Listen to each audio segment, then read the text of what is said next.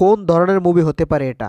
Hello friends, welcome back. আবার ফিরে আসলাম নতুন এক ভিডিও নিয়ে। আজ কথা বলবো মেগাস্টার শাকিব খানের আপকামিং মুভি যেটা অমির সাথে আসতে চলেছে, সেটা কোন ক্যাটাগরির মুভি হতে পারে তা নিয়ে। তা জানতে হলে ভিডিও শেষ পর্যন্ত থাকতে হবে। ভিডিওটি শুরু করার আগে আপনারা যারা যারা আমার চ্যানেলটি সাবস্ক্রাইব করেন, চ্যানেলটি সাবস্ক্রাইব করবেন, কারণ আপনার একটা সাবস্ক্রাইব আমাকে পরবর্তী ভিডিও বানানোর জন্য আগ্রহীত করে। তো চলুন ভিডিওটি শুরু করা যাক। আমরা সবাই জানি মেগাস্টার শাকিব খান তার পরবর্তী প্রজেক্টের জন্য অমির সাথে মিটিং করেছে, মানে অমিকে নিয়ে সে পরবর্তী একটা প্রজেক্ট করতে চায়, তার জন্য কিন্তু সে অমির সাথে মিটিং করেছে এবং অমি তার সাথে কথা বলে তার সাথে একটা মুভিতে চুক্তিবদ্ধ হয়েছে। এখন কথা হলো, অমির সাথে যে মুভিতে চুক্তিবদ্ধ হয়েছে সেটা কোন ক্যাটাগরি মুভি হতে পারে?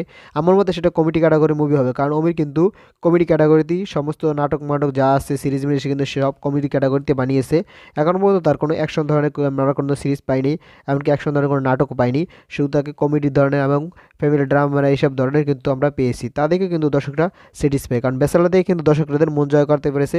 শুধু বাংলাদেশ না, বাংলাদেশের বাইরেও কিন্তু অমি সবার মন জয় করতে পারছে তার এই বেসালার পয়েন্ট দিয়ে। তার মানে অমির যে মুভিটা আসবে এখন, সেই মুভিটা হয়তো কমেডি ক্যাটাগরি মুভি হবে এবং সেই মুভিতে হয়তো সে অনেকের মনটা জয় করতে পারবে। তার জন্য কিন্তু মেগাস্টার শাকিব খান অমিকে ডেকেছে যে অমি একটা কমেডি ক্যাটাগরি মুভি তাকে নিয়ে তৈরি করুক, যাতে সেই মুভিটা দর্শকের মনে একটা জায়গা করে নিতে পারে। শাকিব খান হয়তো এখন সমস্ত ক্যাটাগরি মুভি করতে চাচ্ছে, তার জন্য ইয়াং ইয়াং ডিরেক্টরের সাথে সে চুক্তিবদ্ধ হচ্ছে। আমরা কিন্তু প্রথম হিমালয় সাহেবের সাথে তার দুইটা মুভি দেখেছি, সেই দুইটা মুভি কিন্তু দর্শকের মন জয় করতে পেরেছে। রাজকুমার হয়তো ততটা পারেনি, কিন্তু তারপর দর্শকদের মন জয় করতে পারছে যেটুকু পারছে।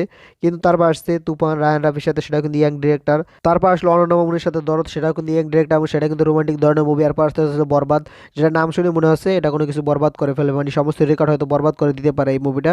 কারণ মেগাস্টার শাকিব খান কিন্তু বলেছে যে তার প্রত্যেকটা মুভি এখন একটার থেকে একটা হাই লেভেলে হচ্ছে।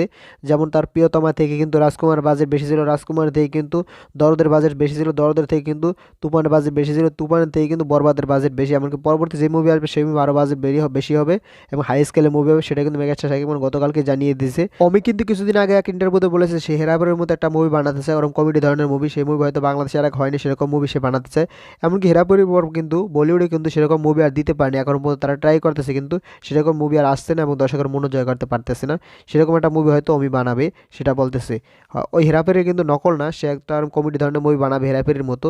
এখন দেখা যাক সেই মুভিটা তার কবে আসে, কারণ মুভিটা হয়তো 26 সালে আসবে সেটা কনফার্ম, কারণ 25 কিন্তু ফুল হয়ে রয়েছে এবং 26-এও মনে হচ্ছে হিমালয় সাহেব হয়তো প্রথম যদি ঈদে এসে পড়ে, কুরবানি ঈদে কিন্তু তুফান 2 আসতে চলছে। এখন দেখা যাক অমি কখন শিডিউল পায়, অমি কি 26-এর মাঝে পাবে নাকি ঈদ ছাড়া নাকি ঈদের সময় পাবে, সেটা এখন কিন্তু ডেট ঠিক হয় নাই এবং অমি মুভি কবে শুটিংয়ে যাবে সেটাও এখন বলা যায় নাই।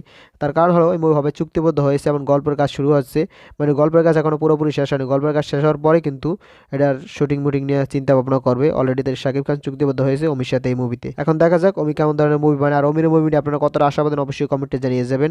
আর ভিডিওটা যদি ভালো লাগে বেশি বেশি করে শেয়ার করবেন, সবাই ভিডিওটা দেখতে পারে। ভিডিও শেষ পর্যন্ত থাকার জন্য অসংখ্য ধন্যবাদ। টেল দেন টেক কেয়ার, দেখা হবে নেক্সট কোন ভিডিওতে। ততক্ষণ তো ভালো থাকুন, সুস্থ থাকুন, বাংলা মুভির সাথে থাকুন। ধন্যবাদ।